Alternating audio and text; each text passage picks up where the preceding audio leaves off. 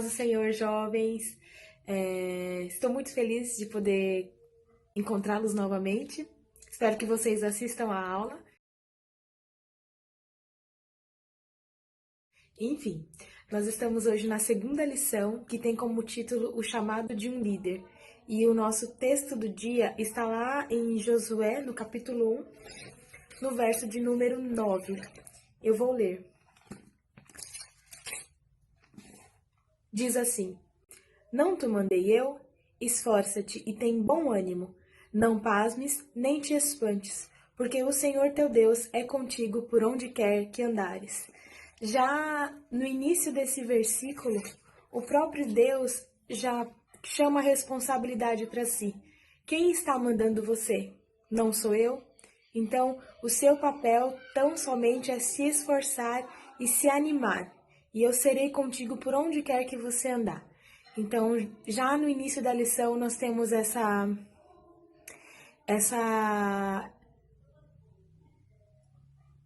esse respaldo de Deus na sua palavra, que é Ele quem nos manda, né? É Ele quem se responsabiliza, é Ele quem nos capacita. Nós não somos chamados por nossas muitas habilidades ou muitas competências ou por nossa própria capacidade, mas pelo poder daquele que nos chamou, que é Deus, para que o nome dele seja sempre glorificado e nunca nós venhamos, foi por causa da minha competência em realizar, né, determinada função.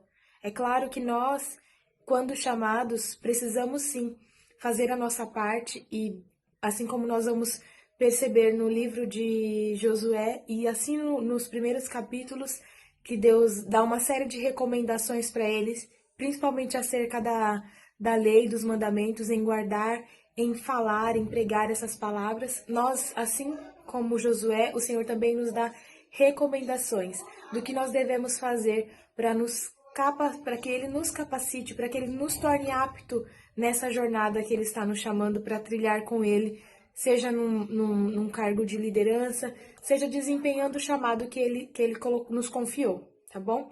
Então, que nós venhamos ter essa palavra firme nos nossos corações. Não te mandei eu, então esforça-te.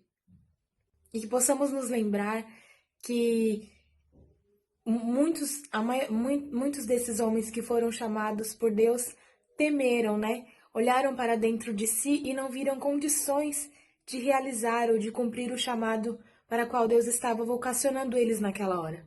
Mas, ainda diante do temor, o Senhor foi à frente deles e fez, né? E agiu segundo a sua soberana vontade. E eles foram instrumentos, que nós não venhamos nos esquecer de que nós somos canal, de que nós somos instrumento. Assim como um cano, né? Por onde a água passa. Que nós não venhamos esquecer que nós somos instrumentos do Senhor, mas é Ele quem age, é Ele quem faz. Nós precisamos nos dispor para obedecer à vontade do Senhor. Então vamos lá também para agora o nosso texto bíblico, que está em Deuteronômio 34, a partir do versículo 1 ao versículo 9. Eu vou ler também aqui, para que nós tenhamos a referência.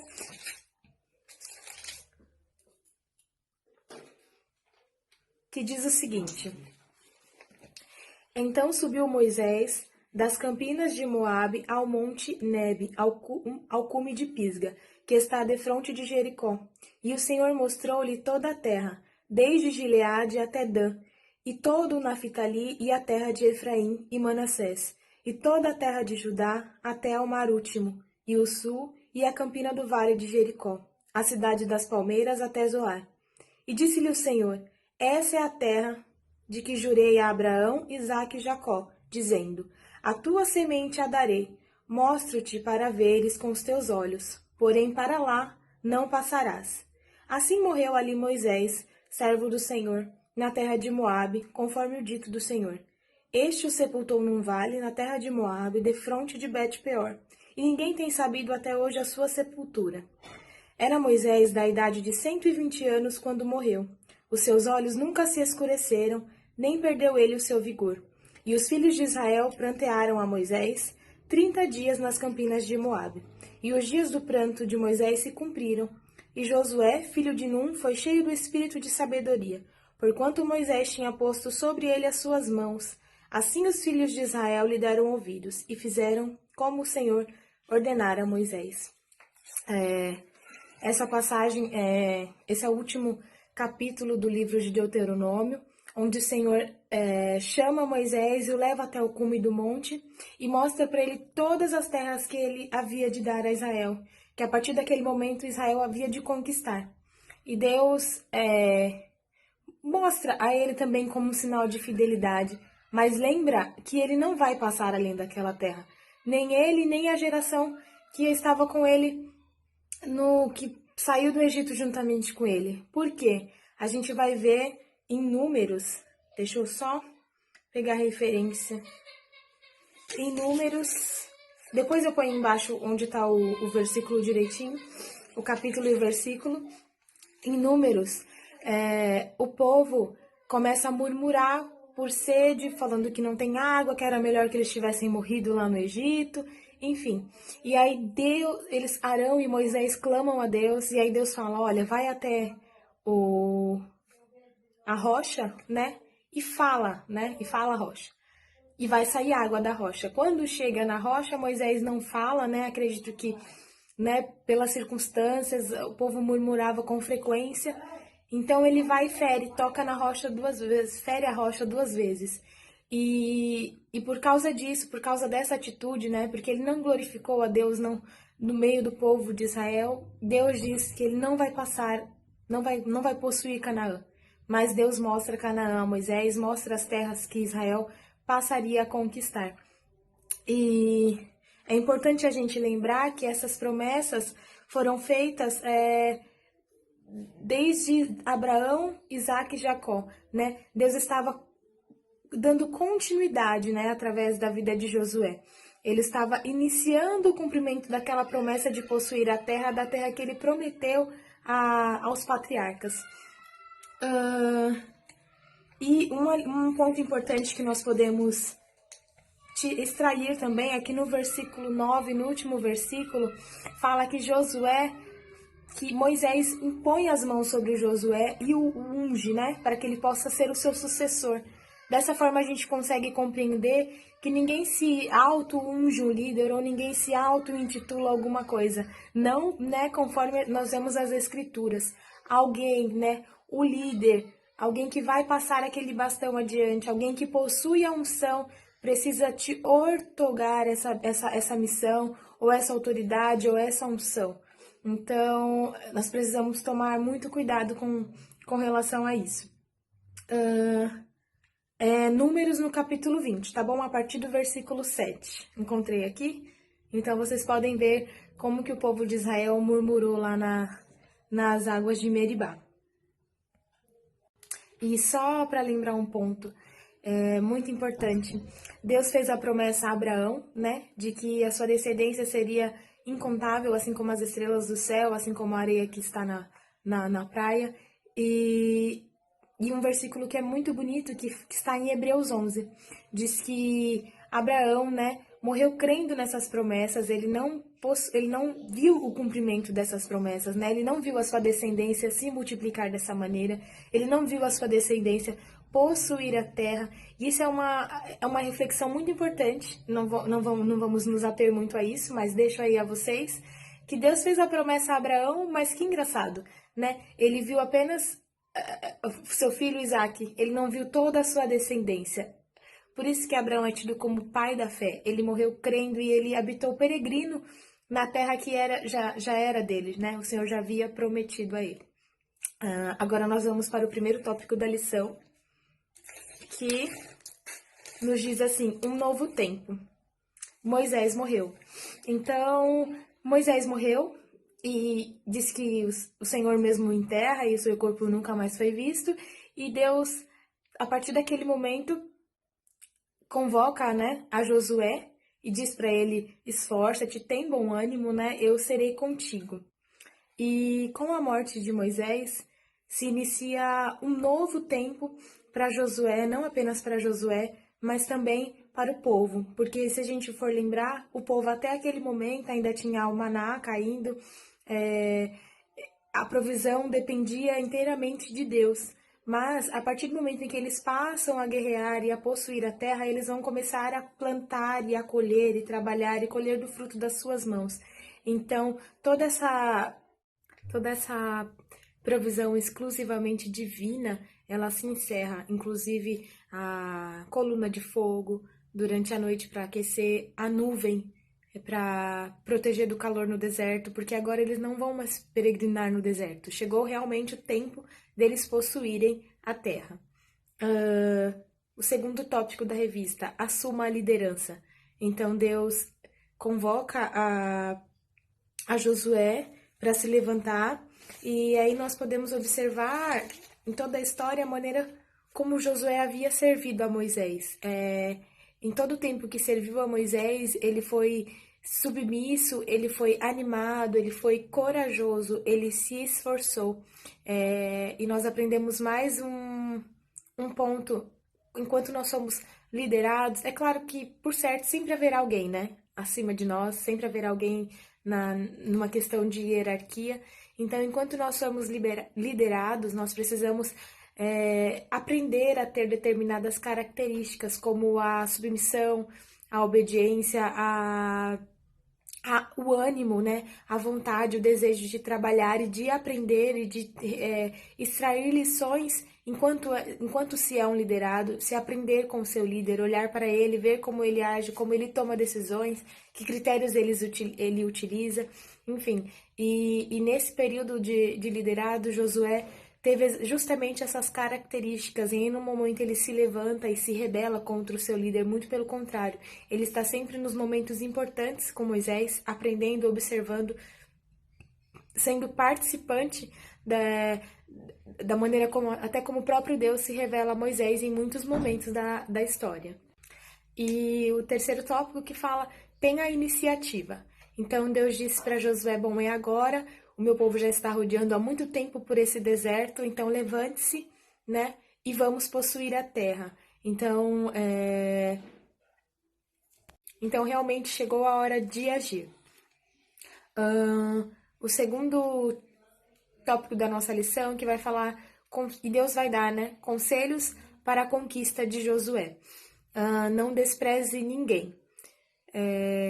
Nós vamos ver na Bíblia que aquela primeira geração que havia saído com Moisés, como eu já disse anteriormente, foi reprovada pelo Senhor.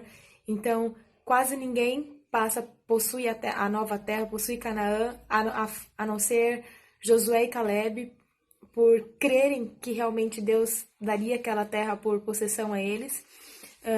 Mas Deus já... Essa nova geração, Deus diz para que Josué não deixe ninguém para trás, não despreze a ninguém. E, por certo, Deus sabia o coração do povo. Deus conhece o coração do seu povo, e Deus conhecia o coração daquela geração, daquelas pessoas. Ele sabia que ali no meio do povo, sabia das fragilidades espirituais, das fragilidades de caráter. Isso não era algo que estava oculto aos olhos de Deus. Ele conhecia aquela geração, mas ainda assim sabia das muitas limitações, das muitas falhas, das imperfeições daquele povo. Mas ainda assim, ele diz para que Josué não deixe ninguém para trás, que ele leve todo aquele povo com ele. E a revista nos traz também um paralelo muito interessante com relação à sarça ardente do deserto que Moisés vê quando Deus o chama, e o povo, né? A sarça era uma árvore que basicamente não tinha muita utilidade, podemos dizer assim, ela não produzia frutos, ela não tinha uma sombra muito boa, mas ainda assim Deus escolhe aquela árvore para manifestar a sua glória, né? E da mesma forma é o povo, com as suas imperfeições, com as suas limitações, e da mesma forma somos nós também. Somos imperfeitos, somos limitados aos nossos olhos e aos olhos dos outros também, muitas vezes, mas Deus nos escolhe justamente imperfeitos para manifestar a sua glória e o seu poder através de nós. Vamos para... Então, esse foi o primeiro conselho de Deus, não despreze ninguém. O segundo conselho, que também está lá no segundo, também está no segundo tópico desse número 2, tá lá, não se esqueça de Moisés. Deus reforça para Josué a importância de tudo aquilo que Moisés havia feito para o povo, né? Os mandamentos que Deus havia deixado por Moisés, o cumprimento da lei. Então, Deus reforça isso. Olha, não esqueça, né? Assim como eu fui com Moisés, eu serei com você.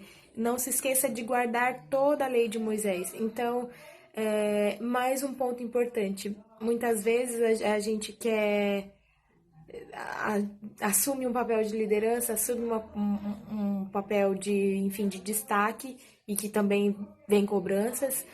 E a gente quer fazer do nosso jeito, ou de repente deixar a nossa marca, deixar a nossa característica, mas enfim, é importante que a gente valorize tudo aquilo que já tem sido construído, porque a obra que Josué iria realizar com o povo de Israel era uma continuidade da promessa, era uma continuidade daquilo que Deus já estava fazendo através de Moisés.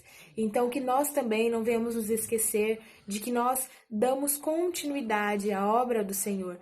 Então, sempre que não podemos nos esquecer dos líderes que vieram antes de nós, de tudo aquilo que eles ensinaram, do legado realmente que eles deixaram.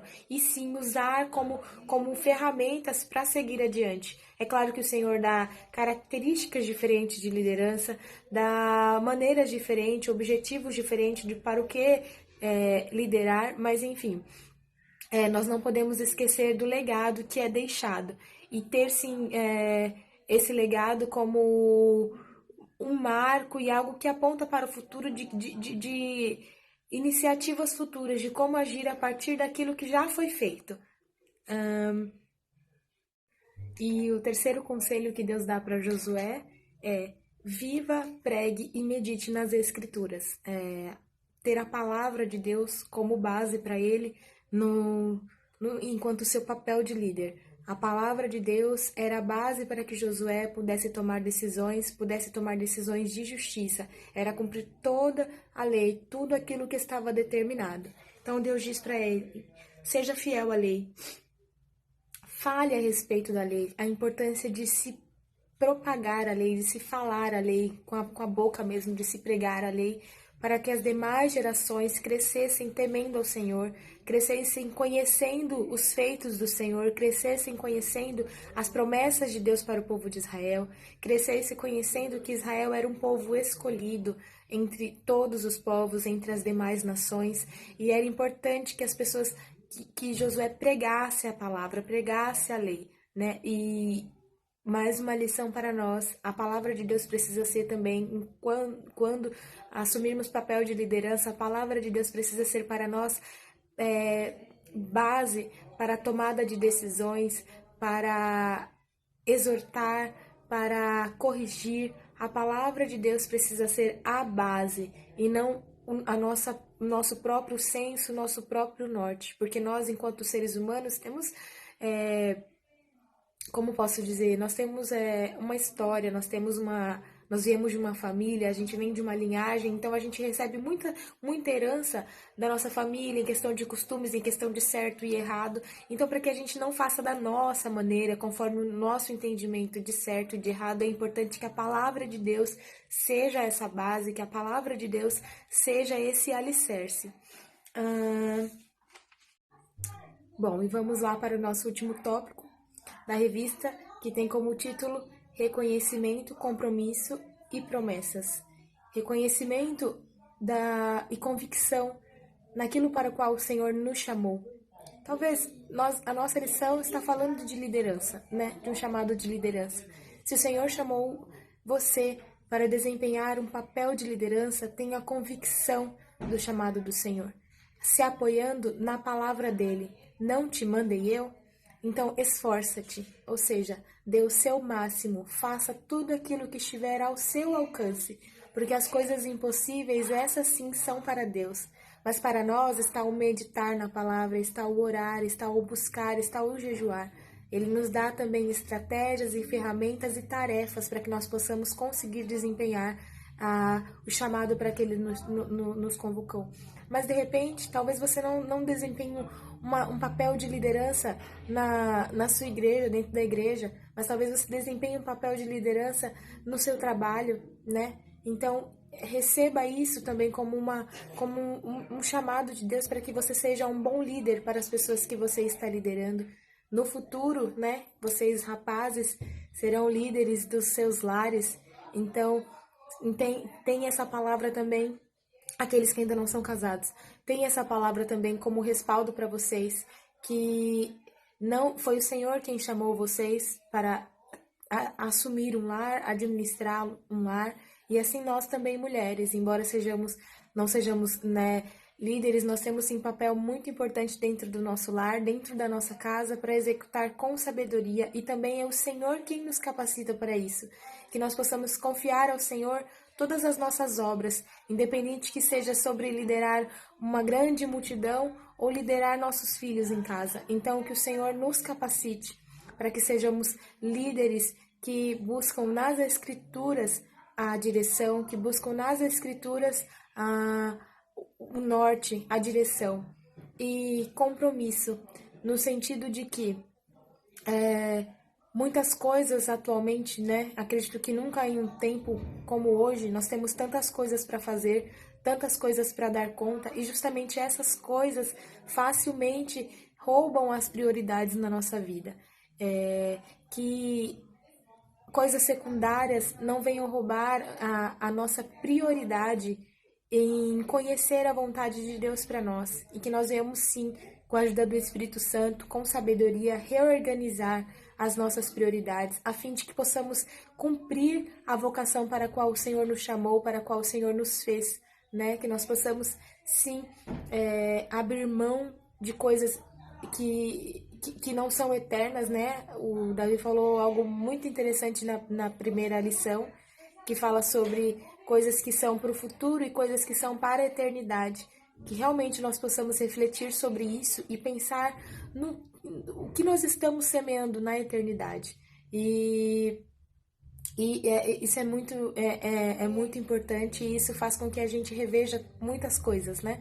Então, permaneçam com essa reflexão do que nós estamos semeando para a eternidade. Ainda jovens, nós precisamos sim nos ocupar dessas coisas, das coisas espirituais, e que não venhamos deixar que coisas da vida, coisas que nós temos sim que dar conta, roubem a nossa prioridade, roubem a nossa convicção e nos limitem em realizar, em cumprir o nosso chamado, e nos limitem em cumprir a nossa vocação. E promessas, porque Deus prometeu a Josué que aonde ele colocasse a planta do pé dele, seria dele, que o Senhor seria com ele. Acabei não anotando qual foram os tópicos da promessa, mas, enfim, que juntamente com a responsabilidade, o Senhor também vem de encontro ao nosso coração com refrigério, com provisão, com cuidado, com milagres, com intervenção, e que nós possamos sim nos entregar ao Senhor, para que Ele faça de nós o desejo do coração dele.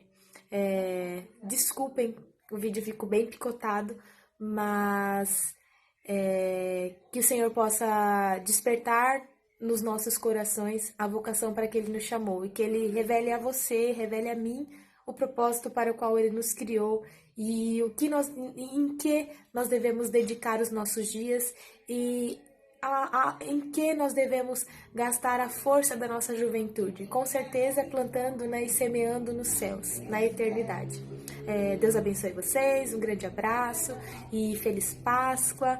Que o Senhor Jesus possa encher o nosso coração, assim como Ele encheu o coração dos discípulos ali no caminho de Emaús, a respeito da ressurreição. Ele está vivo e Ele é a nossa Páscoa. Um grande beijo, saudade de todos vocês.